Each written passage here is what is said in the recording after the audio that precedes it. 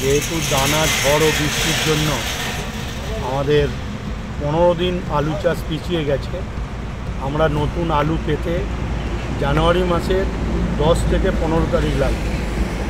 আমাদের রাজ্যের প্রতিদিন খরচ 18,000 মেট্রিক টন।